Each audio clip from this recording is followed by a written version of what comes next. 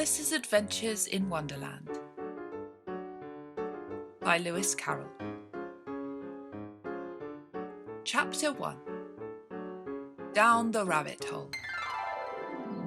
Alice was beginning to get very tired of sitting by her sister on the bank and of having nothing to do.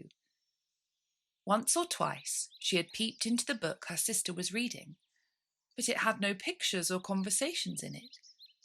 And what is the use of a book, thought Alice, without pictures or conversations?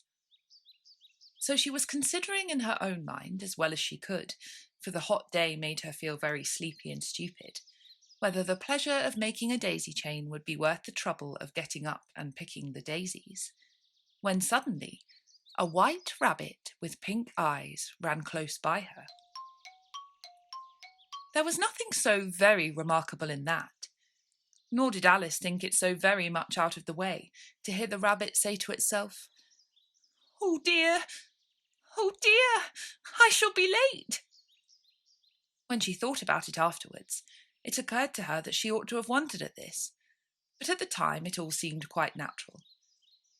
But when the rabbit actually took a watch out of its waistcoat pocket and looked at it, and then hurried on, Alice started to her feet, for it flashed across her mind that she had never before seen a rabbit with either a waistcoat pocket or a watch to take out of it, and burning with curiosity, she ran across the field after it, and fortunately was just in time to see it pop down a large rabbit hole under the hedge. In another moment, down went Alice after it, never once considering how in the world she was to get out again.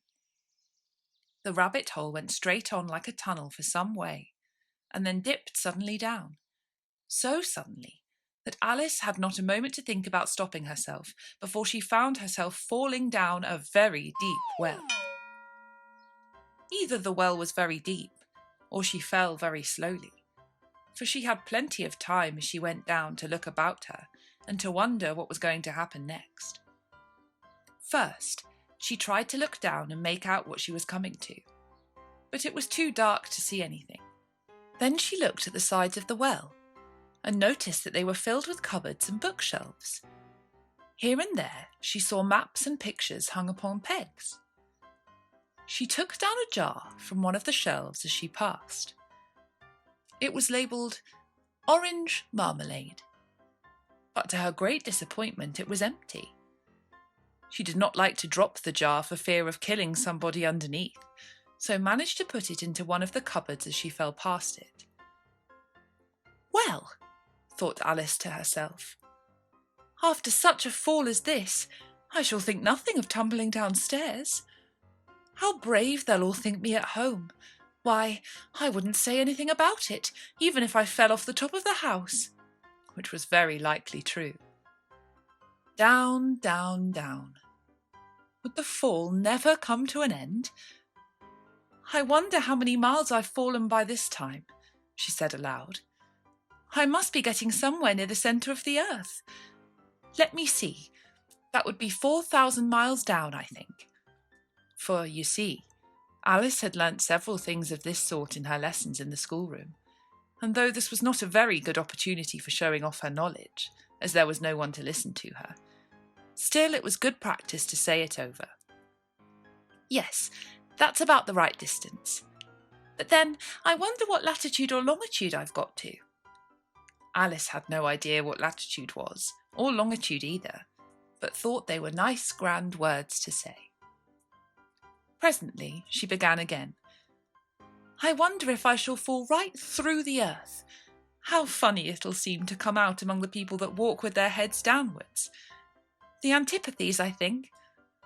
She was rather glad that there was no one listening this time, as it didn't sound at all the right word.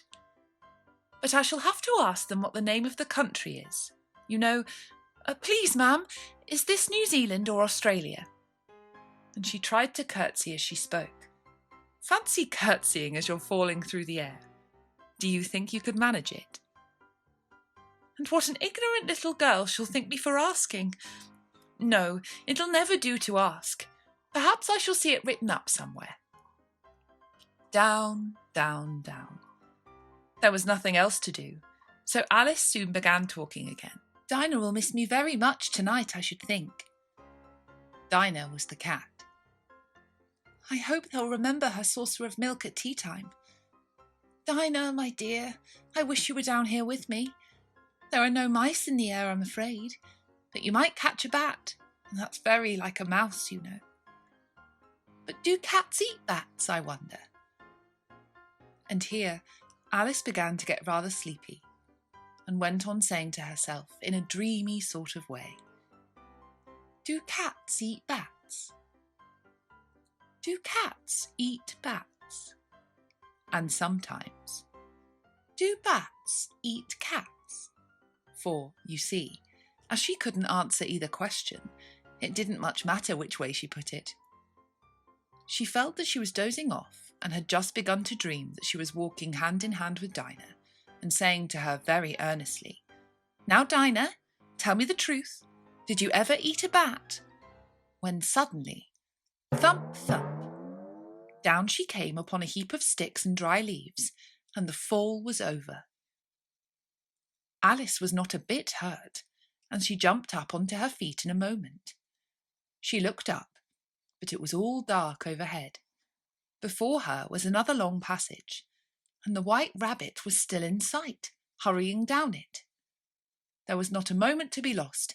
Away went Alice like the wind, and was just in time to hear it say, as it turned a corner, Oh, my ears and whiskers, how late it's getting! She was close behind it when she turned the corner, but the rabbit was no longer to be seen. She found herself in a long, low hall, which was lit up by a row of lamps hanging from the roof. There were doors all round the hall, but they were all locked, and when Alice had been all the way down one side and up the other, trying every door, she walked sadly down the middle, wondering how she was ever to get out again. Suddenly, she came upon a little three-legged table, all made of solid glass. There was nothing on it except a tiny golden key, and Alice's first thought was that it might belong to one of the doors of the hall. But alas, either the locks were too large or the key was too small. But at any rate, it would not open any of them. However, on the second time round, she came upon a low curtain she had not noticed before, and behind it was a little door about 15 inches high. She tried the little golden key in the lock, and to her great delight, it fitted. Alice opened the door and found that it led into a small passage, not much larger than a rat hole. She knelt down and looked along the passage into the loveliest garden you ever saw. How she longed to get out of that dark hall and wander about among those beds of bright flowers and those cool fountains. But she could not even get her head through the doorway. And even if my head would go through, thought poor Alice, it would be of very little use without my shoulders. Oh, how I wish I could shut up like a telescope. I think I could, if I only knew how to begin. For, you see, so many out-of-the-way things had happened lately that Alice had begun to think that very few things indeed were really impossible.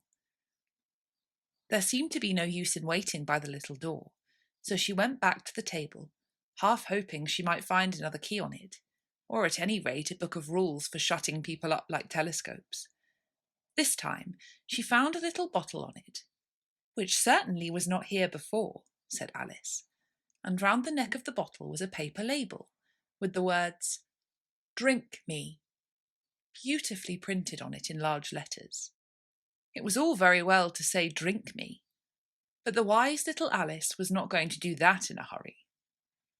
No, I'll look first, she said, and see whether it's marked poison or not, for she had read several nice little histories about children who had got burnt and eaten up by wild beasts and other unpleasant things, all because they would not remember the simple rules their friends had taught them, such as that a red-hot poker will burn you if you hold it too long, and that if you cut your finger very deeply with a knife, it usually bleeds. And she had never forgotten that if you drink much from a bottle marked poison, it's almost certain to disagree with you sooner or later. However, this bottle was not marked poison, so Alice ventured to taste it, and finding it very nice. It had, in fact, a sort of mixed flavour of cherry tart, custard, pineapple, roast turkey, toffee and hot buttered toast. She very soon finished it off. "What a curious feeling," said Alice.